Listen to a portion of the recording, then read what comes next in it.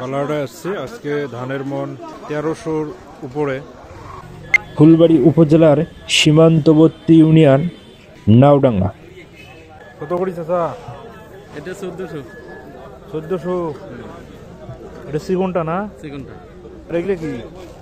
এটা মোটাটা এটা কত করি? ১৩.৫। চিকুন যে ধানটি সেটি হচ্ছে যে ১৪০০ এবং মোটাটি ১৩০০। নাওডাঙ্গা ইউনিয়নের ঐতিহ্য হচ্ছে এই বালারহাট। এইদিকে বালারহাটের এইদিকে বাঁশের জিনিসপত্র পাওয়া যায়। ফুলবাড়ী উপজেলা এবং পার্শ্ববর্তী লালমনিরহাট, কুড়িগ্রাম কিংবা নাকেশ্বরীতে যারা ব্যবসা বাণিজ্য করে তারা ভালো করেই জানে এই বালারহাটের গুরুত্ব কতটা অপরিসীম।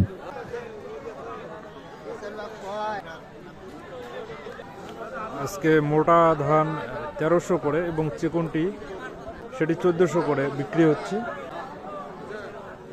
এটি মূলত ধানহাটি। ধানহাটির পাশেই সাইকেল হাটি, বাঁশের তৈরি জিনিসপত্র ধানহাটির পাশেই পাওয়া যাচ্ছে। হাট আজকে তেমন একটা জমে ওঠেনি। এই ধানহাটির পাশেই বাঁশের তৈরি জিনিসপত্র এবং শুটকি মাছ বিক্রি হচ্ছে। মন চাচ্ছে এই ঠান্ডায় শুটকি মাছের ভর্তা এবং পান্তা ভাত খেতে।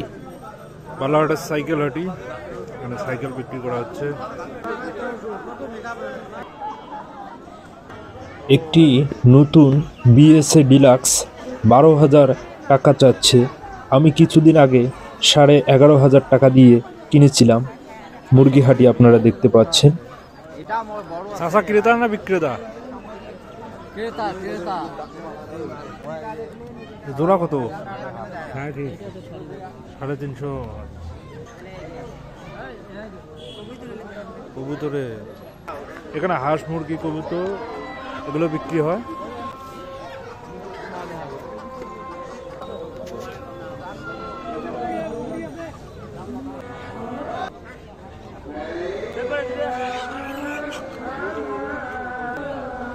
যদি এটা দাম না বললেন কত?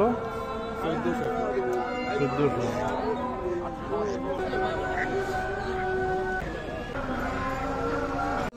তবে বালারহাটে অনেকগুলো মাছের দোকান দেখতে পেলাম। মাছের ব্যবসা কিন্তু জমজমাট।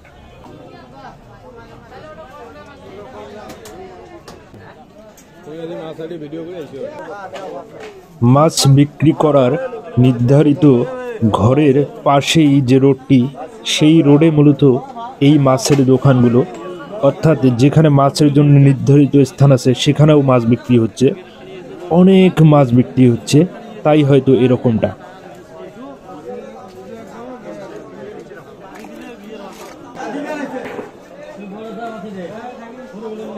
এই জায়গাটি মূলত মাছ বিক্রি করার নির্ধারিত জায়গা। পাশে ছাগলের মাংস বিক্রি হয়।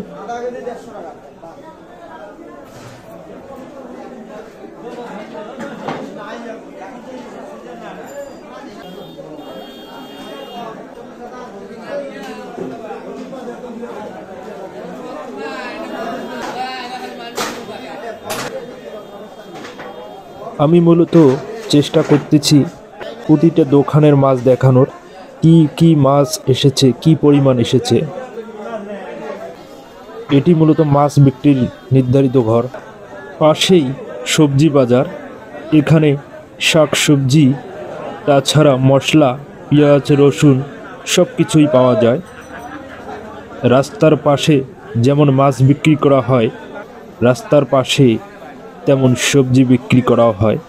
কারণ অনেক বিক্রেতা, অনেক ক্রেতা, তাই শুধু নির্ধারিত স্থানে জায়গা দেওয়া সম্ভব নয়। আপনাদের বলেছিলাম রাস্তার পাশে সবজি বিক্রি করে, আপনারা দেখতে পাচ্ছেন রাস্তার পাশে সবজি বিক্রি হচ্ছে।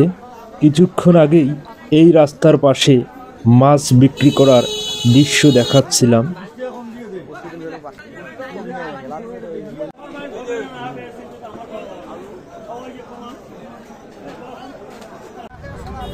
আপনারা দেখছেন বালারহাটের গরু হাটি।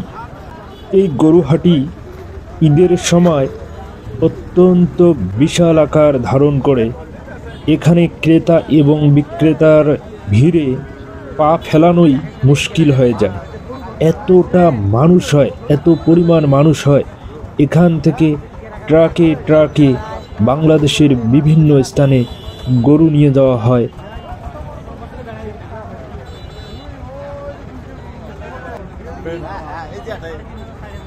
ভাই ওটার দাম কত? লালটা না কালাটা? লালটা না কালাটা? লালটা 1 লাখ। আর কালাটা? 2.5 লাখ। লালটা কার? বাহ, তাহলে বেঁচে জিজ্ঞেস করলেন। যাই হোক, একটু মজা করলাম আমরা। আজকের গরুর হাট দেখে আমার মনে হচ্ছে হাট খুব একটা জমেনি, কারণ ছোটোবেলা থেকেই আমি এই হাটে আসি। এই হাটের হালচাল আমার খুব ভালো করেই জানা। হয়তোবা বর্তমান ব্যবসা বাণিজ্যের সিজন নয়, এটি হতে পারে একটি কারণ, আমি জানি না।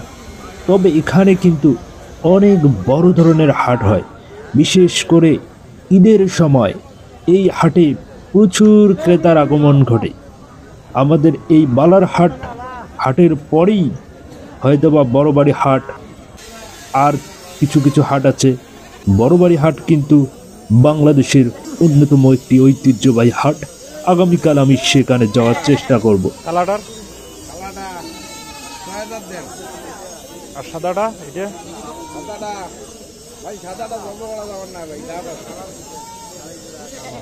ছাগল হাটিতে এসে আমার একটি বিষয় খুবই খারাপ লাগলো।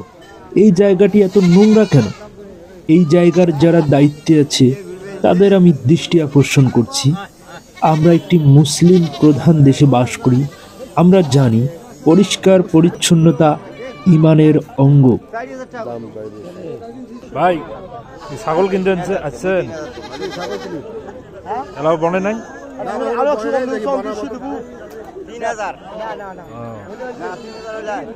বড় ছাগল হলে নিব,